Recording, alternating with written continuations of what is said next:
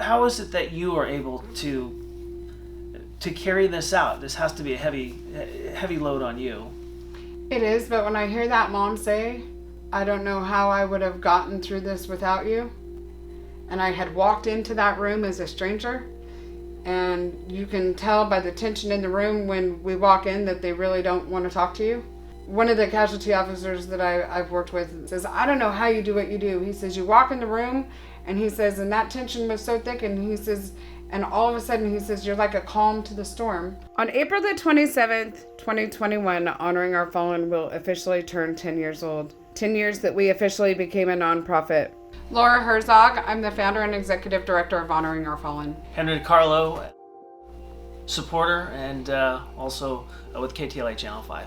It's unbelievable what you do, but still I think a lot of times people often wonder what it is exactly that Honoring Our Fallen does, because some of the things that you may do, I think people assume are already taken care of for families. So tell us exactly what your organization provides. The easiest way to say it in a nutshell is we fill in the gaps. So when a family is notified that their loved one has died, that initial shock and that grief, and basically serve as a liaison to help the casualty officer to make it a smoother process so that they can focus their focus on the immediate needs of the family with what's provided through the military. When we deal with nonprofits, sometimes it's very easy to talk about maybe what an organization does because there's a happiness to it.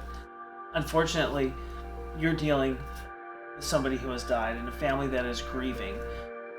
What exactly does Honoring Our Fallen do? What is part of that filling in the gaps program? So when a casualty officer is assigned to a family, it's their responsibility to work with the family to coordinate what's called the dignified arrival, funeral, and military honors for that service member. And most of the time that involves an arrival at an airport and then going to a receiving funeral home that the family has selected, and then some kind of a service, and then burial and military honors. So what we do is we provide a list of our services to the casualty officer, and those things comprised of transportation for the family, immediate family, to and from the airport for that dignified arrival. The casualty officer many times have a small vehicle that maybe fits 1 or 2 passengers. By God's grace and our amazing donors, we have a 15-passenger van that we use to transport the family to and from the airport for that dignified arrival, and then support them throughout the services. And what we do is we work to provide things that we can to them for free so that they have more of that budget to get the things that they need without having any out-of-pocket expenses. I feel like many people would think that the military would handle and take care of all these things. The beauty of what you do is you make sure that you can go in there and really look at what the family would like to do to honor that fallen service. How is it that you are able to carry this out? This has to be a heavy load on you. One of the widows and several of the moms say, oh, that's Laura, she's just a calm to my chaos. And so to try and help make sure that everybody feels included and kind of walk through the process and help them through that grief. Laura, when you tell your story and you talk about your organization, and it's so great, and what you do is unbelievable, but is there a challenge for you just to let the public know what it is that you do and that there is a need for this? Absolutely. So the military would ensure, if we were not called upon, the military would ensure that service member had a proper burial. And that military would ensure that fallen service member got home, got to the mortuary, was laid to rest, and received the military honors that were due. There are added things that would not have happened, and maybe some out-of-pocket expenses that the family would have had to endure. And what we've really realized a lot with COVID is, we're able to live stream the service if the family needs that for their family member that's out of state or maybe even at home and can't leave because of COVID restrictions. We also provide, if the family would like, pictures and video of that dignified arrival, when that casket comes, on that plane arrives, and the funeral services and the burial. And not only does that mean so much to the family itself, but it also means a lot to their military family, those other soldiers, those other airmen, those other Marines, sailors Coast Guard that can't be at the service because they're still active duty. They can't send all of those military members. I can't tell you how many times I had a mom say, I was going to tell you I didn't want any pictures or video. And you know what, Laura, I'm so glad that I changed my mind. She said, because I watched it and I didn't even remember that person was there that day. Right. I didn't even remember that the sun was shining. Obviously, this is all made possible through support, Yes. and you have great support. But how do you get most of the support financially that you're able to carry this out? People that have seen our work, I will tell you that in the year of 2020, the majority of the funds that were raised for honoring our fallen were raised by the very families that we serve. And the very families that we serve that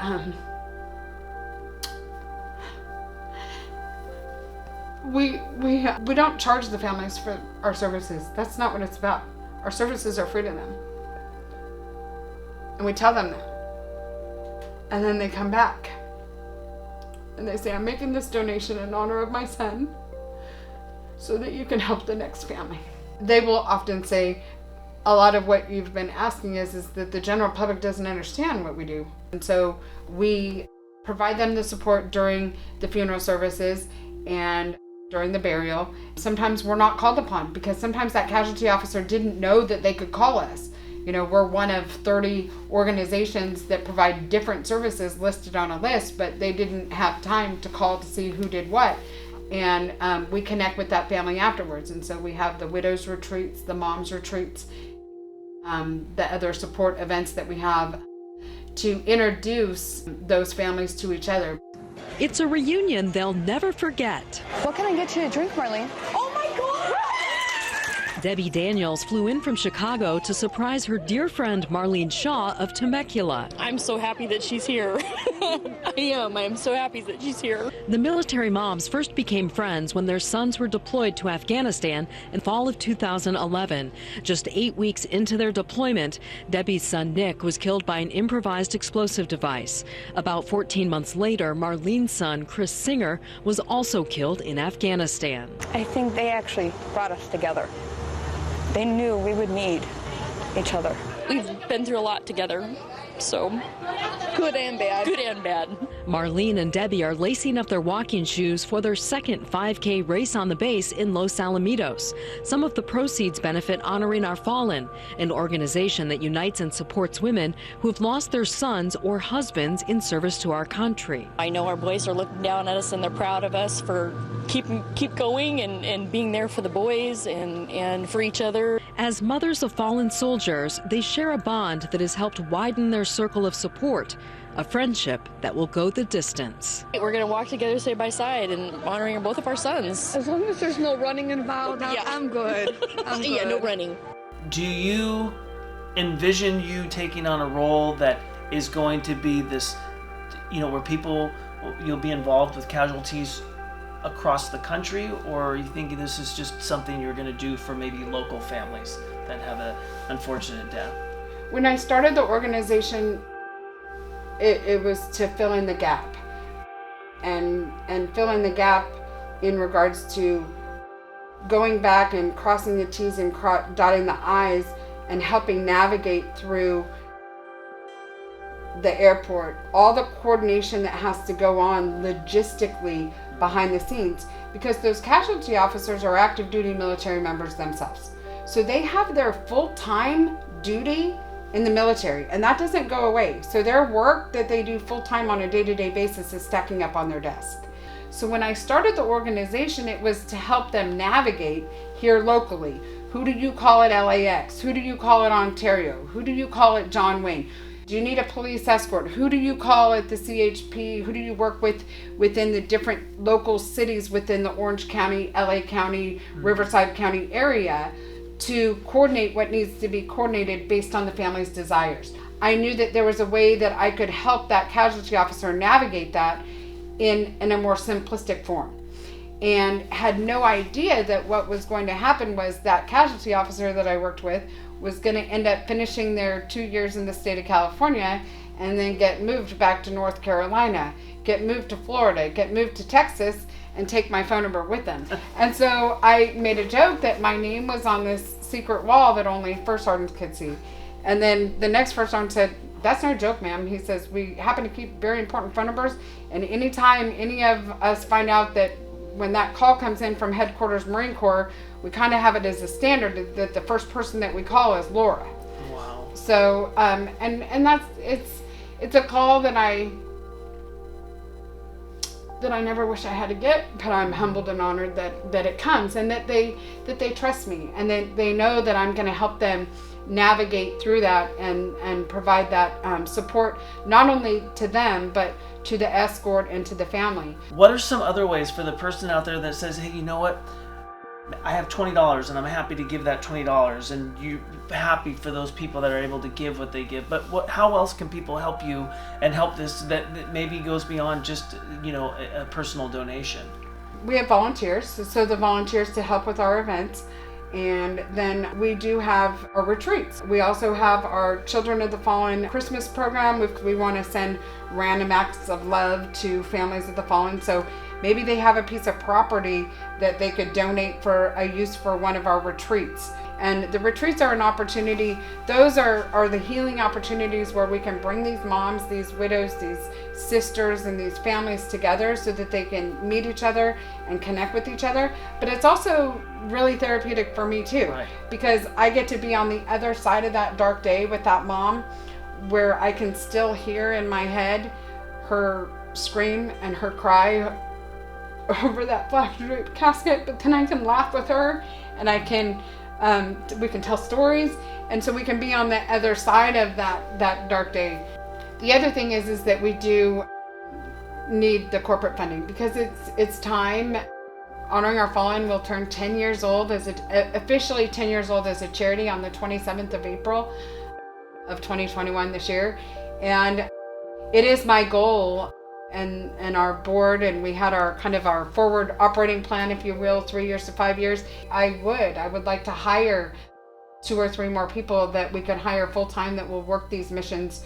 By God's grace, our board members, Rick Martinez, one of our board members, who was the president of our board and with me literally since day one. Rick was the public information officer for Anaheim PD, and shortly after that, Justin Swanson was killed. That was my first mission, and that 10th of November 2009, and I reached out to invite the chief of police for Anaheim, Justin's hometown, to come out to the flight line there at Los Alamitos when Justin was brought home to be laid to rest from Dover, Delaware.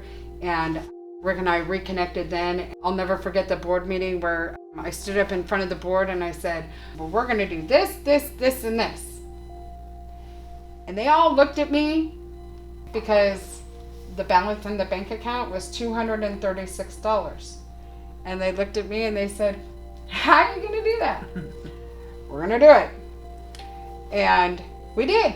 We did it through the generosity of our community, corporate businesses, and sponsorships that have supported us for the last 10 years. Laura, 2021, you're celebrating your 10-year anniversary as a nonprofit, and you've seen this just grow. Farther than I ever imagined. And you've struggled, you've clawed, you've fought, you've done everything, and you've built this into what it is in 10 years. Where do you see Honoring Our Fallen in 10 years from now? A national organization. We have people ready to stand up our chapters nationally. I'd like to have Honoring Our Fallen chapters in every state. In some states, multiple chapters. They may not be operating on a full-time basis. And yeah, I sit here 10 years later and I'm thinking, I was just this girl that knew that I needed to help. I needed to help these casualty officers and provide a little balance for them. And I would have never guessed that it would have turned into what it has turned into.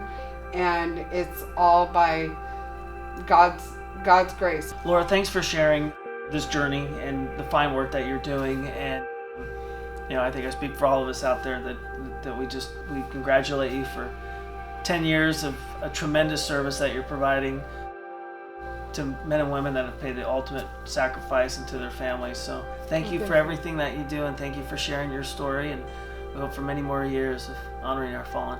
Thank you for your support, and thank you for all the support that you provide to Brennan and our team out at Riverside National, A Flag for Every Hero, and that's how we got connected even more. And I'll remember that first time that we met up at Starbucks, and you said, what do you do? You know, so thank you for supporting us and for your unwavering support, definitely.